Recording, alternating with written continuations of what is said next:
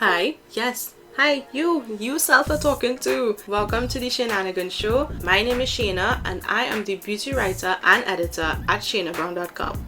I'm also a makeup artist and a cosmetic beauty advisor. On this podcast, I will be chatting with Caribbean women of various professions, getting to know them up close and personal, getting to know the personalities behind the brands and initiatives made and created in the Caribbean. I think it's a really great idea for us as ladies to get to know each other. I mean, we are doing some really great and amazing, phenomenal things, and why not share the love? Let's learn from each other, let's motivate each other to do great things. So, I would like to welcome you officially to the first season of the Shainanigan Show with your host, Shaina Brown of shainabrown.com.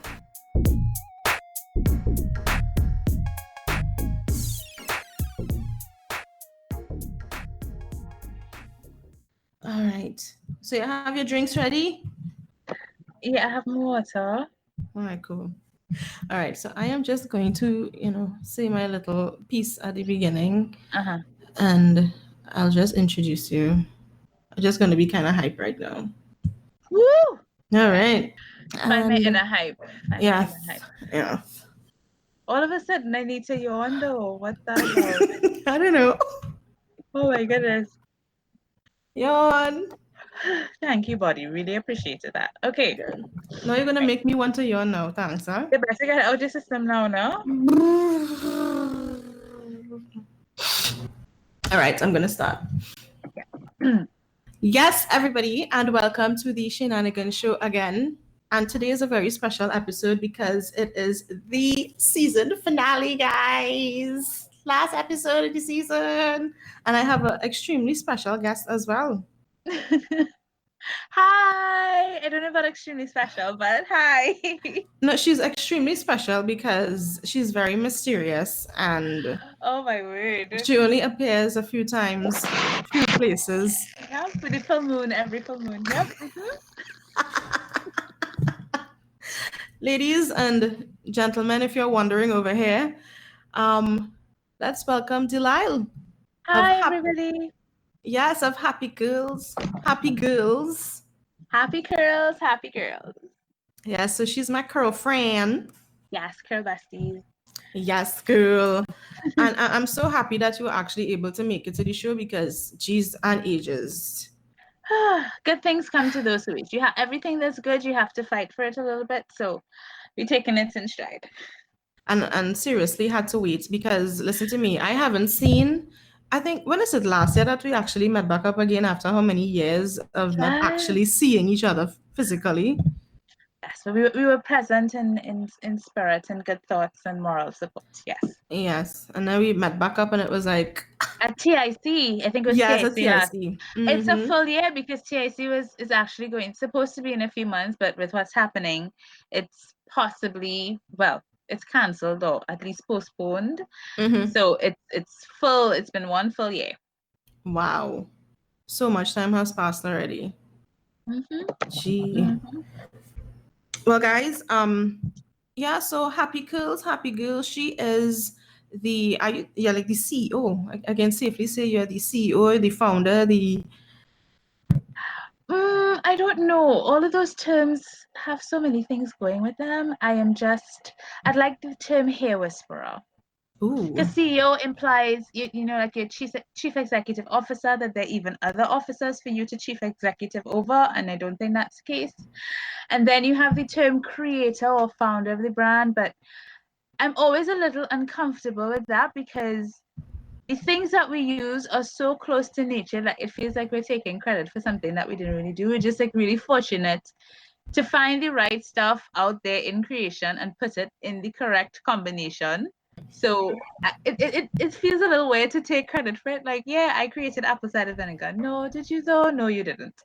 So I'm just going with hair whisperer and the chief hair whisperer and mixtures. Happy girls, happy girls. That's what we're sticking with. All right. So I guess I'll have to redo this intro. I'm kidding, I'm kidding, I'm kidding.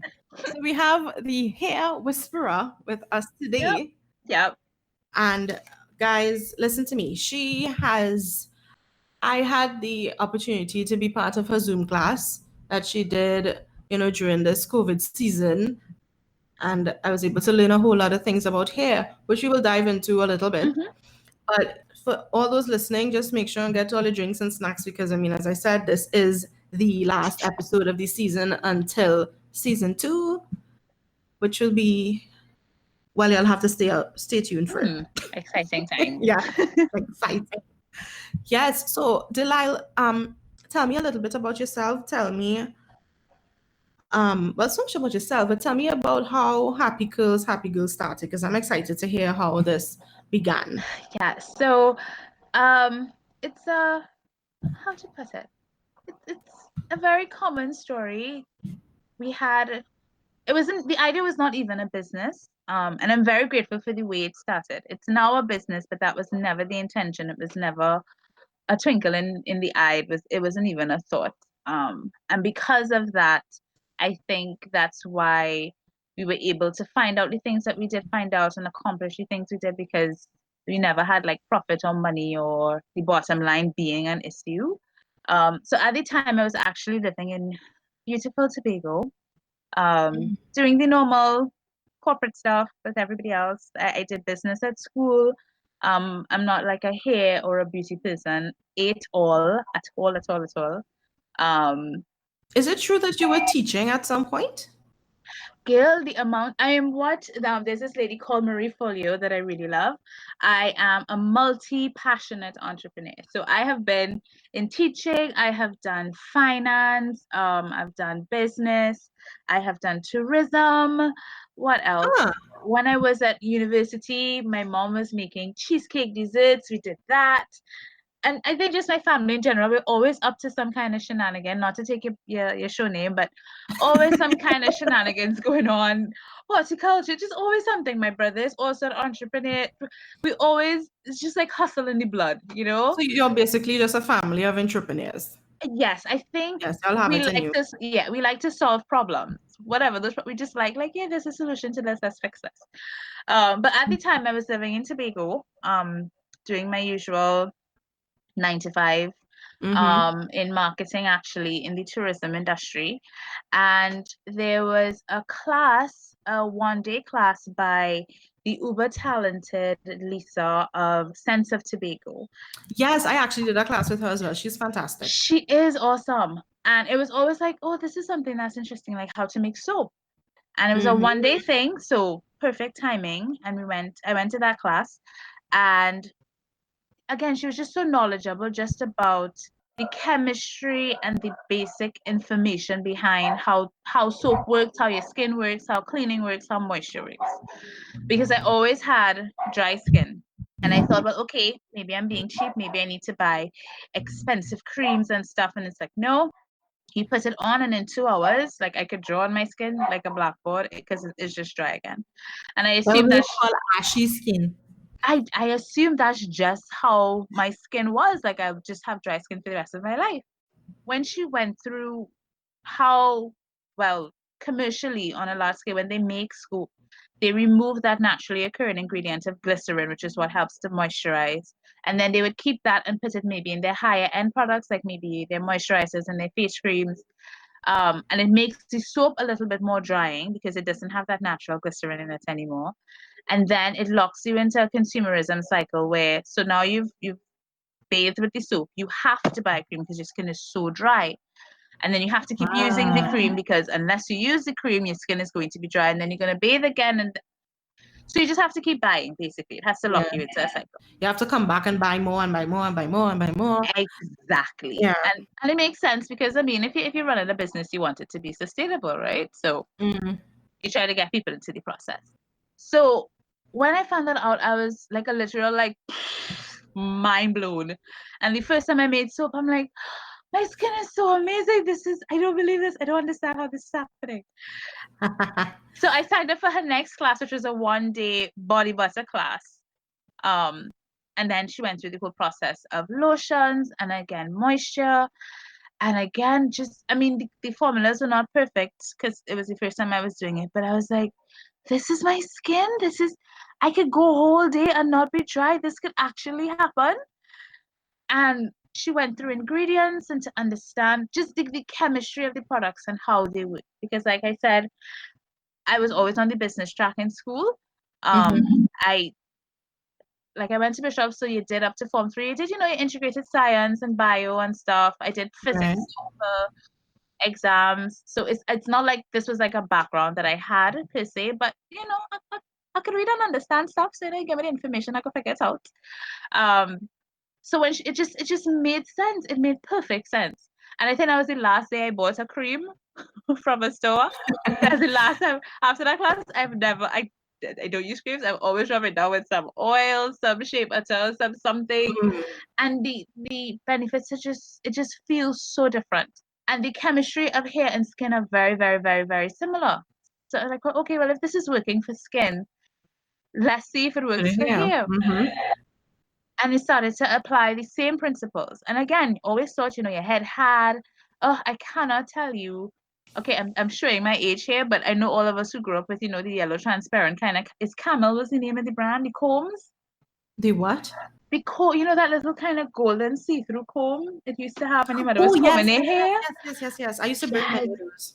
exactly. Always Oh breaking my gosh. combs, I used to break them all the time. grease, grease out with the big plaits and stuff for school. And again, your hair is always dry, and you just figure, well, that's how hair is. That's what hair does. I mean, that's been the story of my life though. Like, I think yeah, everyone was like, everybody's oh my like, gosh, your hair's so dry and it's so hard and so had thick. And hard hair, hard thick hair, breaking all the combs forever and ever. And I And mean, if you're just using Blue Magic in your hair with no kind of moisture, I mean, what do we expect? yeah, but what we don't know though, we had no idea that's what it had. So Hmm. again, just like with skin, you assume, well, this is what my hair is like, and this is what it does, and this is how it operates, and this that's so as soon as they hit, in my case, as soon as they hit standard 5, you get through the relaxer. Pass the exams, get relaxer. Oh, the ponytails, the happiness with the relaxer, because that was the only time it was actually manageable. Yeah. But again, we started to do when I was in Tobago, the same time I was like just trying to figure out what to do with my hair. I think it was in braids at the time.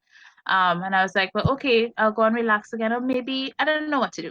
So I took out the braids and I was just rocking that afro. It was literally maybe like just for a couple of days or weeks because I was just trying to figure out what to do next. The natural Mhm. hair thing wasn't like a thing yet.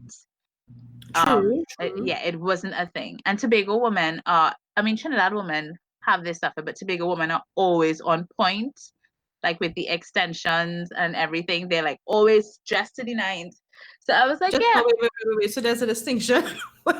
no, you're not. You just need to live in Tobago to know the women are all, when it comes to their hair, they are always on point, right? Like extensions, the wigs, and they make it look really good, but they always on point with that. So I'm like, okay, well, I'll just go back to usual because again, natural hair wasn't like a thing, and even the information about the chemicals, so that was a whole other revelation. But when I took out the braids, there were people who were just telling me, so what you're going to do with your hair? And I was getting a little annoyed because I was like, why is it a thing? Why do I have to do something for my hair? Like I have to do something with it. That was like the tone. I'm being malicious with it. They were just, I think, well, you need to do something with your hair. You cannot leave it in its natural state. State. My hair is fine, and I'm going to leave it that way for Spike. Yeah, I'm yeah, not going to process it because it was getting irritated. Why are you not asking the people with straight hair when they're going to do something with their hair? Why I have to do something with my hair? exactly. So Mm-hmm. everything just kind of, it was like a perfect storm. So I had that information from that course with Scent of Tobago. I was getting irritated with the fact that I was expected, because the first time my hair was like out for a very long time. I'd been relaxing, like I said, since I was in standard 5. I had dry curl the whole night, The whole nine the yards. whole 9 yards. And I was getting irritated that I was expected that I should do something with my hair. And then I started to apply that information. So the formula was very off. The first thing I ever made was the pomade, because my hair is coarse. And again, she had gone through the principle of oils and the weights in oils and how moisture works, and that it's really all about the water. So I went to this what is the official term? Apiculturist or beekeeper in Hope, Tobago. I remember it very distinctly to get my bees, Mr. Gladstone. I went and I got my beeswax from him and I added in some oils. Again, there was no business. Like I was working my proper job, everything was fine. There was no business remotely in the idea anywhere. And the first mix was so hard to use it and actually put it in my hair. I had to put it like in the microwave first. What? But even in that hot mess of a pomade, that first one, my hair felt so good. I was like, wow, this is my hair. My hair could do this. And I went like for the entire week or two, and it was not dry, it was not hard. Mm-hmm. And then so I just kind of kept using that. Because now I'm looking at the ingredients of everything. I'm spending like 2 hours in the store because every time I pick up something, I'm looking at the ingredients. Yeah. And for the first time, I realized, but all these products are the same thing. All of them have the same basic ingredients in them. No wonder none of them working. It's all these expensive one to the cheap one. It's all what is the main ingredient? A whole bunch of synthetics usually. So they have And then you don't understand what it is you're reading because it's a whole long, but exactly 10 letter ingredients, and it's like, okay, what does this do? I what don't is that understand. and what exactly. And that was Mhm. that's what Sense to me like totally opened my eyes to. So now I'm an ingredient junkie and I'm reading everything and I'm like, you know what, fire burn all of this. And that was the last time I bought anything in a store for my hair. I stopped buying with the cream first, and now I start buying stuff with my hair. And I was just like, here what, wasa and oils, we're going on the road. That's what it's gonna be. And I remember distinctly there was, there's things that stick in your head. There was, it's probably like about 3 months in, and I shampooed my hair and just shampooed and conditioned. I didn't put anything in it yet. And I was just like in the bathroom, like, okay, good, brush my teeth and stuff. And then I was like touching my hair and I was like, I don't know what is this? Like I had never felt that texture before. Oh, you are now discovering what your hair texture felt like. What my hair actually like, this is my hair though. This is what my hair, because it had nothing in it. Mm-hmm. And just the process of cutting down on synthetics, just the process of focusing on actual moisture with the water, and just keeping things as close to nature as possible. The beeswax, I know it had shea butter. I can't remember what other oils we throw in there, Mm-hmm. but my actual raw naked hair was better on its own. Of course, it wouldn't stay that way because you have an environment where it's hot, you have Yeah. pollution, you have Mm-hmm. blah blah blah. But my actual hair was like, what is this? Like, am I a different ethnicity? Because you still have that vibe. Like, where is Sophia coming from? What is It's going coming on? from your scalp, baby. I know, like, what is this? And so I give my sister, who at the time had texturized her hair, and she was going through, she had some permanent damage from that. So gave her some. My mom's hair was relaxed at the time. And then in her case, because as she was getting older, and her hair was gray, and gray hair is coarser than your colored hair. And Yes. it was rejecting the relaxer. I'd seen pictures of my mom when she was younger and she had like this glorious afro, right? Mm-hmm. But all my life, I had only known my mom with relaxer. She had really nice, I Relaxing. mean, really nice relaxer. And it's only as she's like, well, okay, she's going to transition, because the only way for the relaxer to take, she had to leave it in like super long because the grays were just like not having it. They're like, no, we're over Yeah. this. And We're then not that doing would this just anymore. damage the rest of the hair. Exactly.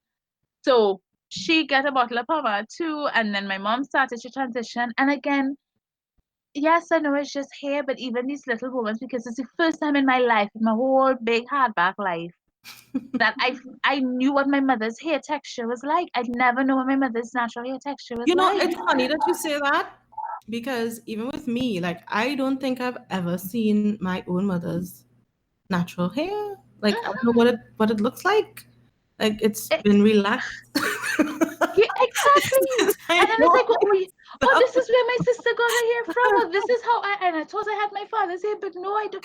Just that little basic connection we lose when you're doing all of these changes, or you're chemically processing it. Even that little connection you don't have. So Mhm. that is how it started. It was not a business, and therefore there was no concern with how much does this cost, what is the better ingredient, like for price, and what would be the better margin. It was just what is working? Is this working? Is not working? Okay, that's it.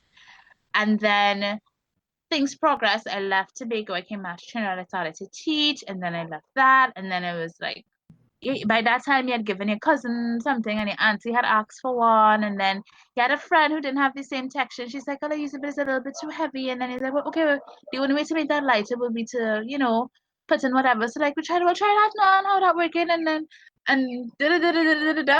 So it's a lot And of trial and error before the actual happy go, happy yes, and curl then the came around. situation presented itself where there was like, well, okay, what am I doing now? And that's how it started. Like, well, okay, well, we have this thing. Let's try it. Let's formalize it and that kind of thing. But again, because it grew from what is working, and at that time, that's when natural now kind of started to be like a thing. And by that time, we had found out all the information about like the endocrine disruptors, the effects on cancer and your reproductive system, and Mhm. all these kinds of things. And it was just, and again, it really irritated me that you have these big businesses or small businesses, whatever it is, and in an effort for them want to be super profitable, because it's not that they can't be profitable with better ingredients, it just would be a lower margin. Right. And here you are, and you're not just lying to people and telling them, oh, this will make your hair shiny and silky, and you know it's just cosmetic because you're using synthetic things. That's one thing. But then you know that the things that you're putting in your ingredients are going to make people sick. Or it has, let's be super technical, there is a possibility, a percentage that what you're using is going to affect the health of your customers. Is it really that serious? I've been at like a few documentaries on, like I was looking at the Teflon movie and I I was almost like, cried. I me almost too. cried. And that was, I think my mouth was open the whole time. That took it to the heights of And that is how happening these every companies day just, and all the time. And it is a yeah. fact that because women of color use beauty products more, that's a direct reason why we have a higher incidence of these kinds of things: PCOS, endocrine Hmm. disruption, issues with reproduction, low fertility rates, birth rates, and these things are directly linked to the products that we're using. And the thing is, there is no reason for it. It is not necessary. Just tell people the truth. Tell them, here, what this cream is going to make your hair shiny for about a few days. Or I can make a, you can, the same way they're making the cheaper products, because I understand not everybody can spend $80, $60 on hair. That's perfectly understandable. But Yeah, yeah. should you have to choose between your health and a good twist out? That Yeah, I yeah. can't wrap my head around. I know you were talking about the beeswax. Hmm. The importance of natural products obviously in your line is extremely important. Tell me a little bit about the beeswax that you source, giving me a difference between the beeswax that Hmm. occurs naturally. Well, obviously Yep. beeswax occurs naturally from Yes. bees, Yes.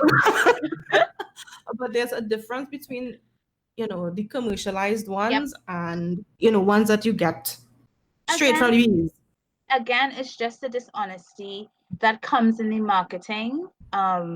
So again, one of the greatest things I take away from that class was just go to your ingredient list. I don't even read the front of labels anymore. Not even in food. Is now like in every aspect of my life. I don't care what you say on the front of your label, where you have the big picture of the shea butter and the big picture of the bee and the big olive oil, da da da. I just go Mhm. straight to the ingredient list, because those are listed in the order of quantity, and that tells you what's really in your product and what's really doing the heavy lifting, especially when you look at like your first 3 to 5 ingredients. That's what you're really paying for there. And Yeah. that was, in most cases, that's what's doing the work in most cases. So Hmm. you have beeswax, actual beeswax. Like for example, here we get the ones from local apiculturists in Trinidad and Tobago. Support all bees keepers in Trinidad and Tobago, Yes, big up to guys. me. And Yes. then you have, when you go to the store though, you will see on the label it says 100% beeswax. But when you go to the ingredients, the first ingredient is petroleum. The first ingredient is mineral oils. Uh-huh. And then you may have the beeswax right after that, or you might have something else. And you know how much you have, because if you've ever seen actual beeswax, it is like when we are breaking it up to make to mix product, I literally have a hammer and a chisel to break up these huge chunks of beeswax. That's how Yeah, hard actual beeswax it's is. So hard. when It's not soft when you get it. It's literally no, like rock. so when you have Yeah. this thing in a jar that's like grease, you know petroleum is more than 50% of that formula. It's more than 50%. It's probably more than 60 or 75% because there's no way they could get that texture and have a significant amount of beeswax in it. The little bit of beeswax that is in it is 100% beeswax. Not that that is 100% beeswax. And it applies commercially across the board. You're going to see argan oil. That's the biggest thing on the label. Or carrot oil. I mean, or seven different oils. Olive, da da da da da da da da da. And you go to the ingredients in the back. First ingredient, liquid paraffin. First Mm-hmm. ingredient, mineral And oil. oil. Yeah. Or even first ingredient, soya bean oil or something. And then those other things that are Other big and things. fancy on the label, but they lower down on the list. So Yeah, you I know always encourage people to like look at the back of your labels, make sure exactly. you know what you're doing. I remember there was a time I went to Pennywise, and I mean, I don't know if the CSR knew any better, but a lady next to me, she was asking about an oil for her hair, and she picked up the bottle, and it had 7 essential oils inside. Mm-hmm. CSR, is the product good? And the CSR obviously is like, yeah. So I know, looking my far self looks over at the bottle, and the only ingredient in that bottle was mineral oil. Mm. Like that was it.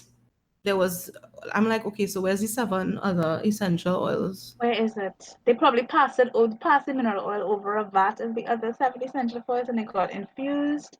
I don't know. But again, and it sounds like slightly conspiracy theorist, maybe, but they do not care. Right? These businesses do not care. They don't care. I'm sorry. I'll probably get sued. They don't care. Their But job is to get you locked into a process where you have to keep buying product. If they keep, improve your hair and your hair is better on its own, you're going to use less. You may even use it less often, and that's not good for the bottom line. So you have cosmetic things that will give you instant results, right? You're gonna get instant slick, instant shine, instant smoothness, because that's what silicones do. That's what synthetic waxes do. That's what the mineral oils do. You can't get shinier than petroleum. Give yourself a week and you will see what the real effect on your hair is. These are the products where we usually say, you know what, I started using this and about 3 months down the road it stopped working because I started buying something else. mm-mm, The product stopped working because the hair was finally like, yeah, okay, I'm over it. It was never really doing anything. It was all cosmetic. But cosmetic is cheaper than actual change and actually improving your hair. But if you're going to be giving people things that are diluted or you're going to be giving them cosmetic results, let them know. Why you have to lie? Don't lie to mhm. them. And then we in the Caribbean have a whole other thing to deal with because not just ingredients and the dilution of the products in general or the quality of the ingredients, but we live in a different climate and most of our things come from North America and they Who- cater for the North American climate. So there's a a whole whole other ball different game. thing. But at the same time, knowing that in Trinidad and Tobago we do not make a lot of these natural ingredients that you use, like how difficult was it for you as a startup to actually source these products? Because I mean, it's it probably is like a Yep. painstaking process in actually trying to find a vendor abroad that Painstaking is the exact word. carries that actually carries legit product.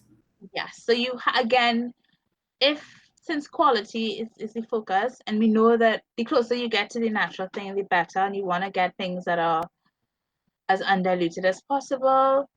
Plus, well, I mean, we're a micro business, not even small, we're micro. Everything has to come in. And of course, all of this affects the price because one, you're giving people more for the money because you're not diluting. Two, we have to pay, it's almost like a double tax because not even in America do they make all these things. So, for example, most castor oil actually comes from India, olive oil from Europe. You have a few things from China. Well, so even though we buy from these states, they bought from wherever they bought it from, like the essential oils that come from Spain and here and there and all over the place. So we're paying that price and the price to get it to Trinidad. You know what annoys me as well? When people complain about the pricing of Yeah. local products and they're like, well, I can get it cheaper somewhere else, or I can get it here, or I can get it at this place. I'm like, Yeah. y'all don't understand. You know what? The Trinidad, struggle is I mean, in real. the Caribbean, we do not produce these items. They actually have to source it elsewhere, and there's a lot of tax And you get, costs. you do not get any concessions because you're small. Nobody cares. No. Whether you're big or small, you're paying all your taxes, you're paying all your customs and duties, you're paying your full shipping rates, right? And everything. So we try to, at this point, like, we might try to buy in bulk, try to see what we could get. But we don't have jojoba fields in Trinidad. We don't have olive oil fields in Trinidad. So we try to do the best that we can. But even like right now, I'm working on a project, especially with what's going on with COVID-19, to try to see what we can do with what we have locally, or maybe even regionally, because you do have, like, for example, Haitian and Jamaican castor oil. You do have coconut oil in Trinidad at the very least. Cocoa butter we make as well. But even You with the have, coconut oil, though, like our industry is just not know what it yeah, is. it's not, and again, how Mhm. did that happen? Because you had a push from outside players that, oh, coconut oil was evil, so they completely decimated Yes, the yes, industry. yes. Now, who could be making and buying and selling more coconut oil in North America? Like coconut Ay, oil ay, on your ay. bank account, coconut oil on your relationships, coconut oil on your skin.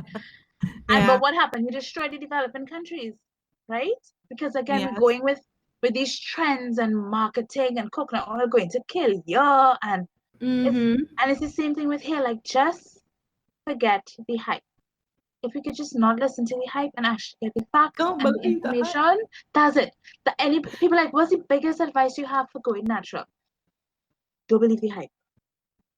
Don't believe it. Get your facts, get your information. And as you would have seen, like when we did the Hair 101 course, it's not even about the product. It's just, this is not magic. It's not special. There is no special ingredient from the Yao woman in China to the chebe butter in Africa to, there is no special ingredient. There's no special process that you're going to do that's going to make your hair grow 10 inches overnight. Yes, it's It's not. according to your anagen phase. Okay, I'm tearing up here. I am tearing up. That you, I'm so proud of you.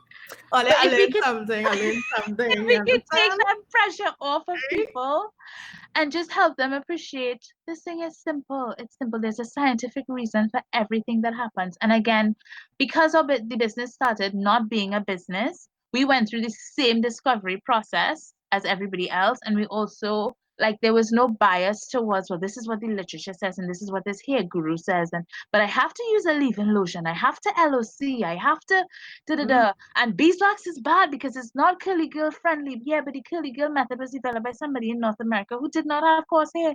Let her Ah, come down here in Port of Spain and see how frizzy she would be without a heavy styler. You know, all of these different things, because we went through the same journey our customers are going through.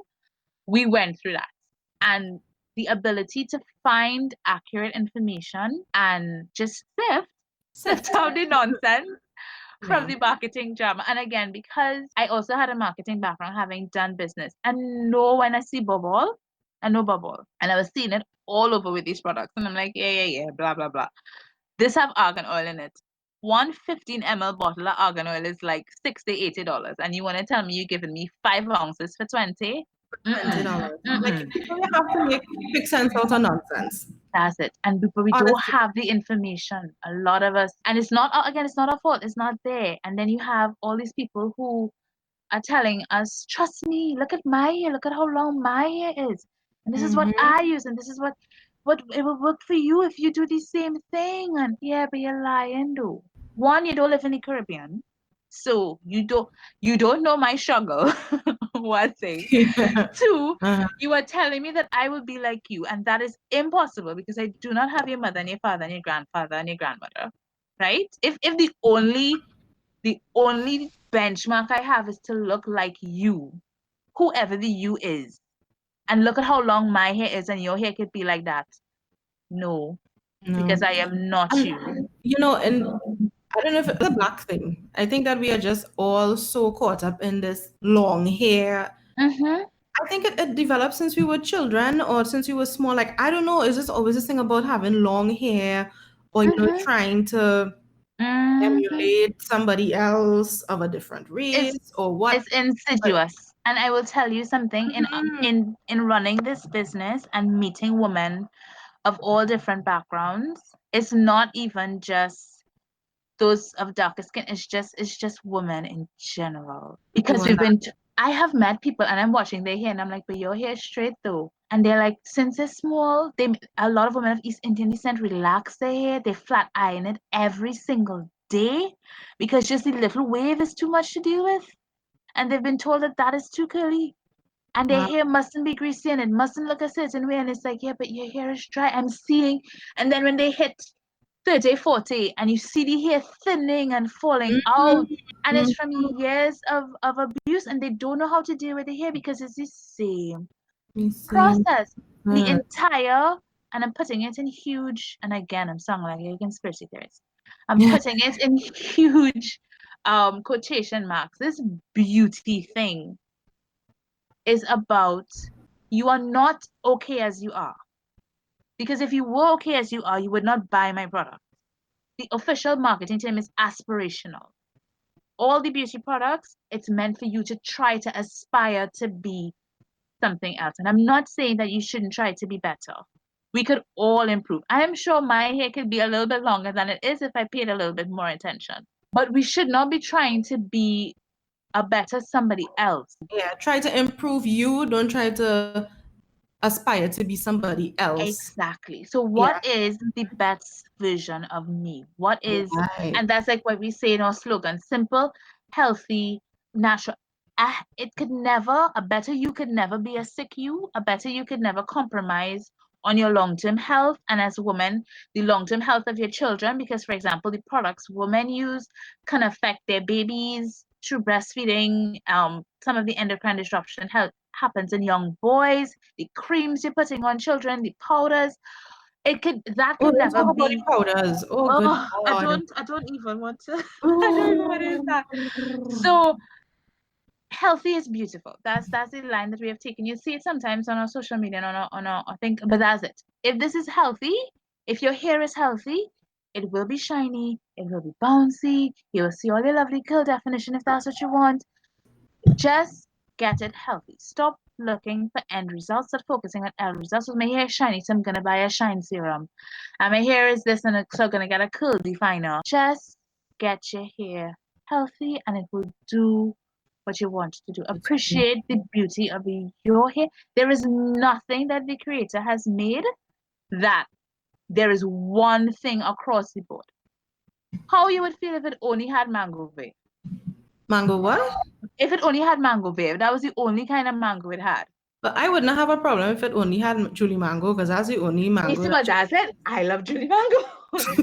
But it have real people who is like, if it had no rose and it had no starch, they would be very unhappy. There are True. hundreds of varieties of mangoes. If you want to go Imagine to the that. beach, you have so many different kinds of beaches. If you don't like beach, you could go river. If you don't like river, you could go lake.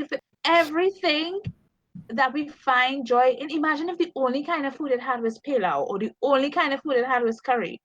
You're Mhm. hungry, yes, and what you need is food, but you have so many different things to choose from. And we find that beautiful. But when we come to humans, though, no, all of we must look the same way, though. All of us must have big, loose curls. Everybody here must be long. Everybody knows must look a certain way. So everything else in creation, oh, you have a big dog, a small dog, a fluffy dog, all that is fine. All different kind of cats, all kind of different birds, all that is, oh, that's so pretty. All different kinds of flowers. But the humans, nope. And we don't see the beauty in our differences. If you could look at somebody and you find that they are on it, you cannot find beauty in them, that's not their problem. You are not looking hard enough. That's Hmm. your issue to fix. And especially as women, we need to stop using beauty as a weapon, this idea of beauty as a weapon against each other. and focusing on what is different and how we could more of the same and just be like, hey, sis, you're good, But I don't understand this natural hair, not for you, or this not looking good. Why? What that? I don't understand.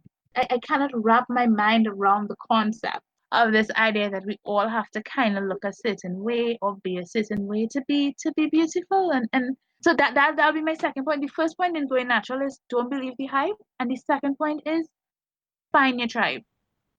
Find Yeah. people who have the correct mindset, people who will be supportive. And supportive doesn't mean yes, yes, yes, yes, yes. But it means they'll be honest and they appreciate that beauty is health and that there are differences in it. So somebody asks you this looking good, you don't have to go, God, where you get that from? Don't go to let me see it so good. What are you going to do? How your hair looking so? You can't Mm. find one nice thing to say. And again, we're not saying lie. We just be like, your I really like your curl definition, but maybe you could like just kind of bring it in on the rest of the style or just there must be something nice. If you cannot find something to commend before you start to criticize, again, that is your problem. It's not the other person's problem. It's your problem, and you need to find out why you cannot communicate in a less toxic language.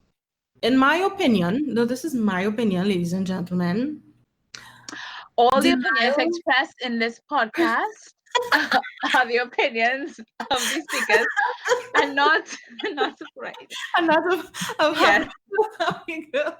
yes. The complete disclaimers. Yes, disclaimer. But in my opinion, I think that you have one of the more established hair brands in the Caribbean. I mean, this is my opinion. I haven't seen any statistics, but that's my opinion. I was so happy to see, you able to get your products into major stores in the Caribbean. I mean, you still do sell online.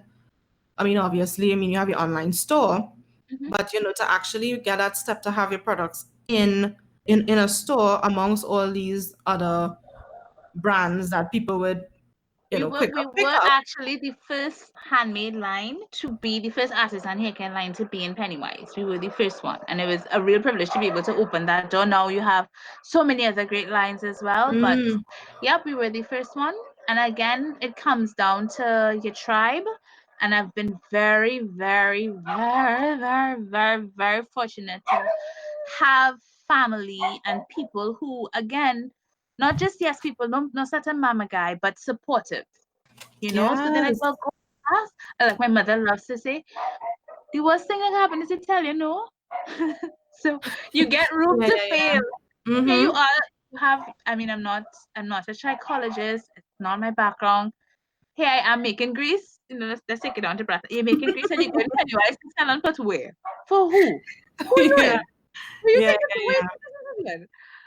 So again, just to have that support and have people who will give you honest feedback. So in the very beginning, the people who are willing to try, who told us, well, yes, I like this, but I don't like that, and this isn't working, or the smell, or all those different, all that feedback. And because again, we have people who I can trust these people, whether Mm-hmm. it's good or bad, they honestly have my best interest at heart. So when they give me feedback, I take it. It's an account in the Bible of a king who wanted to know if he was going to win in a war. So God had sent a prophet to him, and the prophet told him, well, take your arrows and shoot it out a window and shoot it towards the other kingdom. I think it was Syria. It's the king of Israel, and he wanted to know if he would win over the king of Syria. Shoot them towards Syria, and you will know if you will win. So the king went and he shot 3 arrows. And the prophet got upset, and he was like, you only shot 3 arrows. So now you're only going to win 3 times, but in the end, the king of Syria would prevail. You should have shot like 7 arrows or something. What we took from that was that try your best. Literally try your best. I mean, you're going to have your ups and downs. You're going to have Yes, times where you're going to fail. And, yes. failure is not necessarily a bad thing. I mean, a lot of people, It feel is like, oh God, you failed. it is And, you're there. necessary. And that's it. No, I Do mean, not you let social fail, media do not let social media fool you. fool you. Yeah. This thing is not all Yeah. shiny and happy. The biggest company sometimes, especially when I'm feeling particularly low, because it is hard. It is hard to run a business. It is hard to. It's just hard. It's just hard in general. I would Now, sit down and I'd watch the rise and fall videos on YouTube with all these big, huge brands, JC Penney, Macy's, Barney's, and they would just go through how they rose and they fell and who filed for bankruptcy and who come back and who whatever. I think especially in our Caribbean culture, we need to, for business people, just in general, we need to accept that failure is a normal part of life. It doesn't mean the person is a failure, but this thing that you have done did not work out, and it could be because it was a bad idea or it just wasn't the time for it. But it yeah, doesn't mean that you should give up. So no, all you could do is try your best. If it doesn't work out, either it wasn't meant to be, Jehovah telling you, no, not now, that's not, leave that. But you should be able to go to sleep knowing I tried my best though. So if this thing fails, it's not because there was something else that I could have done, if you understand what I'm saying. yeah. And it's important to learn from your failures too. Don't fail and then just feel Exactly. like that's it and you That's give what it's up. there You for. have to And remember learn it and and stay then, humble. go ahead. Hmm. Remember it and And stay stay humble. humble. Because it's gonna happen. It's gonna probably gonna happen again. It will happen again. And that's why I'm not a fan of social media. I will be honest. All these happy, shiny people, and then it's easy to think, well, I'm doing something wrong because look how happy and shiny they are. But they are going through the same struggle. It's just not up there at all. Yes. So just if there are other brands that are trying, you want to start a business, find your purpose. Yes, we do hair care. The for us the emphasis is care, Hmm. but we're really about just breaking down all of this the dishonesty when it comes to this beauty thing. I mean, if we could have made makeup and skincare, we would do that one time. What we doing here? We had to pick a struggle. I'll be first in line for the makeup line. I know, right? I want to touch a little bit on a post that you did on Instagram, being the majority of small business owners, but the capital available to them wasn't necessarily available as Mhm. much as our male counterparts. So tell me a bit about your experience trying to get funding and capital to actually start this business because I mean, I don't know if you had like your savings save up for how much years and you're able to actually get us off the ground. And this is just for ladies out there who want to actually start their businesses and don't exactly know where in God's name am I going to get us this money from. Mhm. Hmm. So as I said, I actually I did business. That was the what I studied. And when I was teaching, one of the things that I taught was entrepreneurship as well. Um, and again, you have some very great life principles in the Bible that says the borrower is a slave to the lender.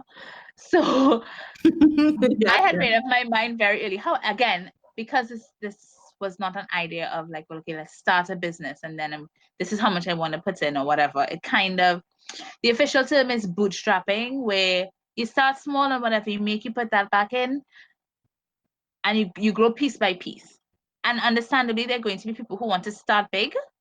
And in those cases, you have things like getting loans or debts, or you get a angel investor where they will have, kind of like what you see on Shark Tank. So they will own some of your business and they give you capital for that. Yes. Again, I hope I don't get sued, but particularly in Trinidad, loans are very predatory.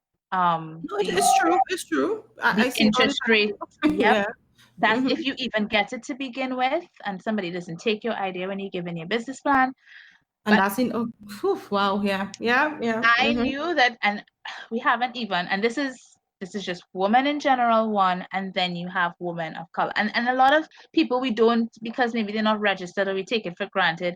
Your market vendor is an entrepreneur, the lady selling stuff on the corner, the one who hustling wherever. All of these are small businesses. Every single one of these are these people, the person you buy your lunch from, the little caterer, 9 out of 10 times, or no, what's the official statistic? Maybe 7 out of 10, it's women that you're dealing with, right? And all these are all legit businesses, and these women are running their businesses and making a profit and, well, trying to provide for themselves at least and cover their costs. So you have different options for financing, but again, when you are starting your business, you have to decide, what am I doing this for? What are my needs? Do you have a normal job? Do you want to do this as a side hustle until it becomes profitable? Because again, sometimes a business could take 3, 5, 6 years before it turns a profit. right? And this is from the small business like ours to your big ones, your big indie brands that you would see in the States and in department stores. Don't get it twisted. These people are not turning profits.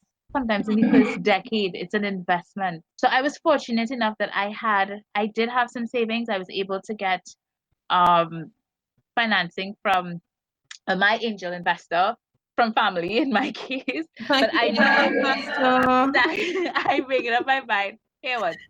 I don't want that overhead. I don't want that pressure of a loan. I don't want anybody coming and taking my car from me. I We're gonna understand. start Understand. small, Yeah. Mm-hmm.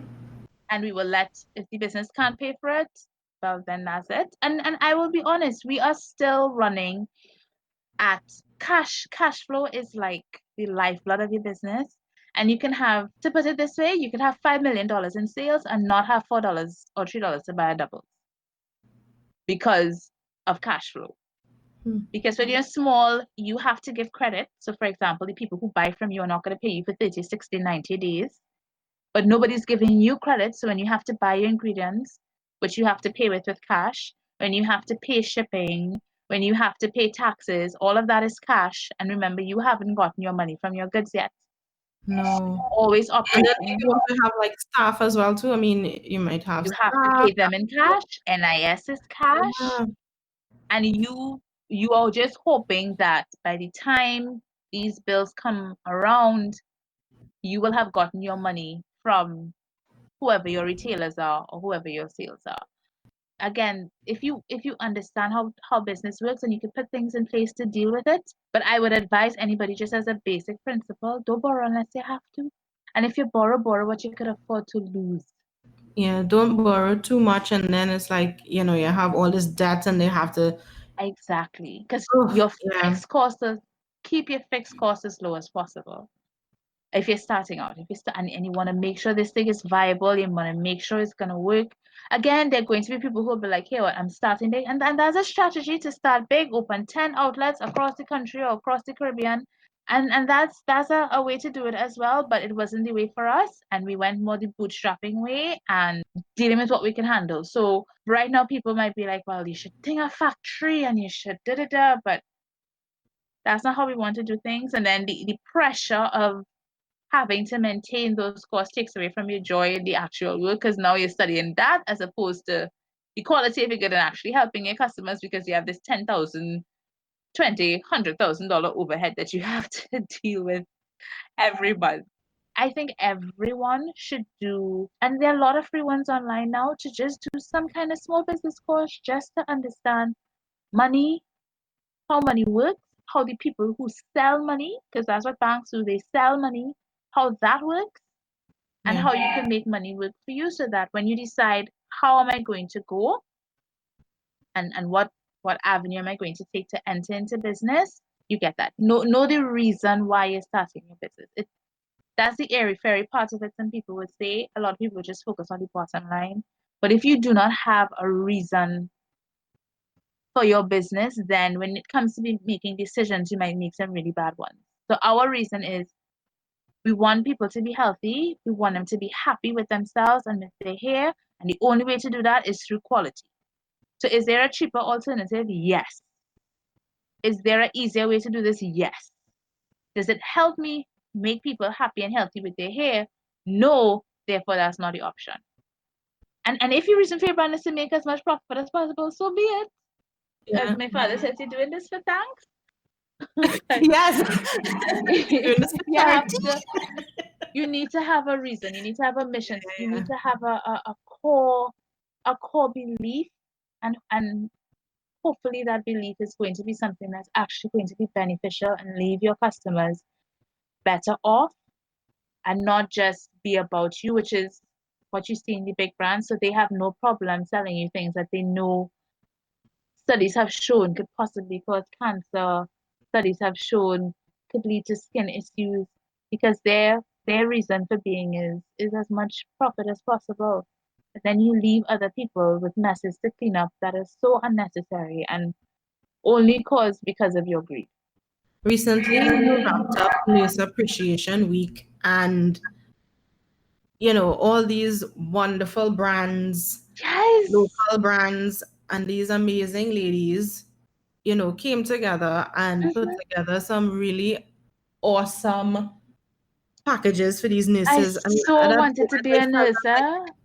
I was like, why can't be a nurse like right now? I want to be a nurse. I was there packing these things like, Yes, no, I want this earring. I they want put this. away like a million things in those bags. And I really like the idea of all these businesses coming together to, for this great cause. I mean, these are the ladies on the front lines, Mhm, helping these patients get better during this COVID-19 situation. mhm. So tell me your experience with that. Like, how was coming together with all these It was a brands? How yeah, was that? it was a faith restoring experience because Have some faith in yes, humanity again. yes, it was again. It's a scripture that says there's more happiness in giving than there is in receiving, and I'm not gonna call names because I know I will leave out somebody, and I don't want to do that.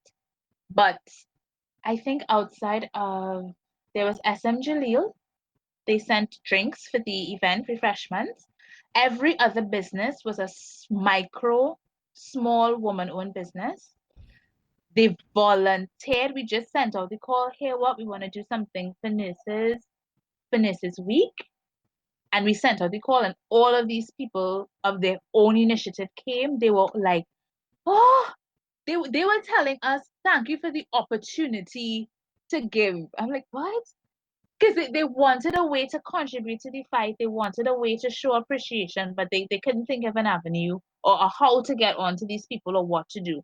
Right. So when we put it out, they were like, "Oh, we're so happy! I'm so excited." Some were apologizing that they didn't have more to give, or they found out late and well, Gaila only get to sew 40 something masks because I know it's for Friday, but and all literally, and again because we were talking to them on a personal level. There was no, this is not no PR marketing department that you just send a letter to and they were like, yes. And I will be honest, we did approach some big brands and they were like, no, we're going through tough times. And I'm like, if you're going through tough times, what should lead to these small businesses? Exactly. But I mean, seriously, you all alone going through hard times. These small businesses who catching the nenen straight through all this COVID Literally, on that. literally. All I do all of these understand. women were non-essentials, so they are not trading at this time, right? They They're have not no pulling income. a Hmm. salary from the They're business not pulling. right They now. have some of them have rents to pay. One was telling me almost through tears that her landlord just called and says, well, she has to pay these last 2 months, she has to pay rent, but she hasn't been operating for the last however many months. And I she runs know. her school. So the next question is, what is going to happen in the future? They don't know what their future is going to be like, right? They don't know when next they're getting income. They have families to see about. This is stock that they had on hand that they invested in. So for some of them, this might it's probably going to be a loss. They don't know what's going to happen, but Hmm. they wanted to give and they were so happy to give. It was 86 nurses in all. That was the number that we was working with. I think we had a few more in the end. But again, even though individually you may not have gotten 90 from everybody, when you put together what everybody gave, it came up to so much. And then you gave the nurses, and if you see these nurses' faces, I know they say nurses is be sour. They were not sour at all. They were smiling and grinning, and I have never seen such happy people. They were because the whole thing that was again, it was nurses for nurses. So this was not something that was organized by the hospital admin or the ministry even.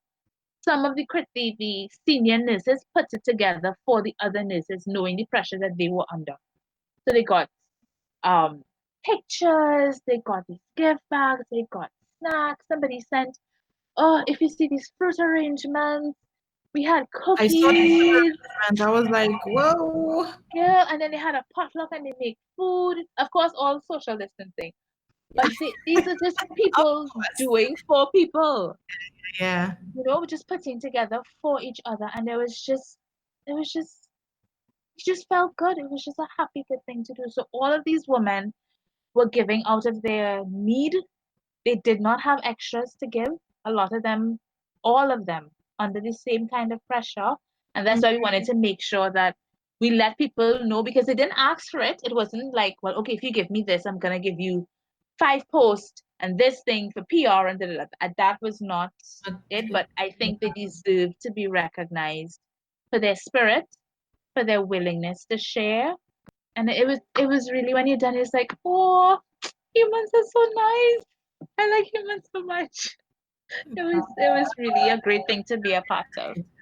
So And whenever, if feel if we do get a second wave and stuff, hopefully this would have given them a little bit of moral boost. And who knows, something happening, end up in the hospital, they'll be like, nurse, remember me? I sent this. Can I help me out now? And you might get a smile or something. But it was really great to be a part of it. so with you working so hard and working through, because it's very, very difficult to get onto this woman, huh? On right now, I know you talked about your family being there for you and whatnot, but with all this busyness that you go through, like when do you find what do you do in your alone time? I mean, Sleep, how do you relax? sleep, sleep and eat food. Well, right now I am just waiting. I don't even know what the phase is. Is it phase 6 or 5? I just need to get to the beach. Please. I just need You to ain't go. seeing the beach till after June. Oh, I cannot. I don't want to talk. I saw a blow up pool online. I'm like, yeah, I could afford this. I'm gonna buy the blow up pool and put some sea salt in it because and get a bacon shack at least. So I love the beach. I love reading, just being quiet and kind of settling with all because this business is a lot of noise, a lot of people, a lot of Well, again, this dog in the background here causing oh ruction. my word, That's your dog. the neighbor dog. This neighbor dog gonna be in this podcast so It's real bad. life So authenticity, bad. authenticity here, right, people? Yeah, Yes. but Uh, again, um, knowing the reason for your business and having you need to have a framework of priority so that when you have to decide what you're going to do and when you're going to do it, you have a baseline to use to decide what is important and when and where. And especially for women, because most women are caregivers and they have so many responsibilities, and it's very easy to get into the whole headless chicken. You're always running around, running around, running around, running around. And then, like my mother says as well, when your body ready to take the rest, it will take it, whether you give it to it or not. So true. taking time to take Yeah. care of yourself, that is not an indulgence. If you are not okay, then the people who depend on you are not going to be okay because they need you to perform at your best. You have people who are relying on you.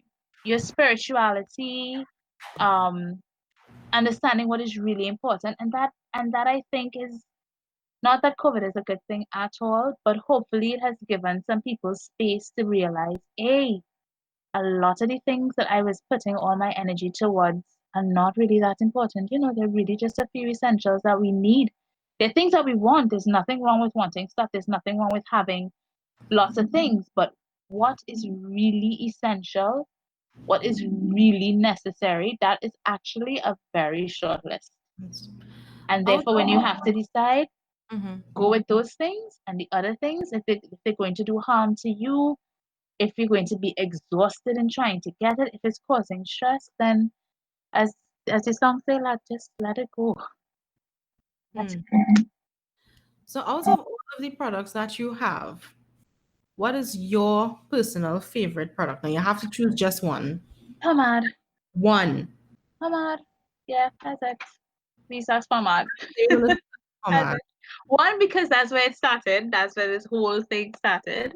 Yeah. Two, because the stylers in any line I want to say, the things that stay in your hair have the greatest effect. So even if your shampoo and your conditioner are not like the super bestest, if your style is moisturizing properly and strengthening and that kind of thing properly, you'll still be okay, if you understand what I'm saying. Yeah. So if I have to pick anything out of the line, I will always go with my styler. If I have to sometimes I don't even have any more of my shampoo. I have to run and buy like a swab or something because all are finished, all got so I don't have any and I need to wash my hair. But pomade, I have an emergency bag. They call it a go bag where you have like, food for however many weeks and fresh water and your little first aid kit and that kind of thing. My pomade is in there. I will not be out in the streets in an emergency, in a disaster. I will be moisturized. I can use it to cream my skin as well. I can use it for lip balm. My sister sometimes uses it as a primer for her makeup. I will be okay. Pomade, pomade is in my emergency kit. I will be moisturized in these streets. I don't care. Pomade too. Sorry, pomade. I, Pomade. I, Pomade. it doesn't matter, the girl.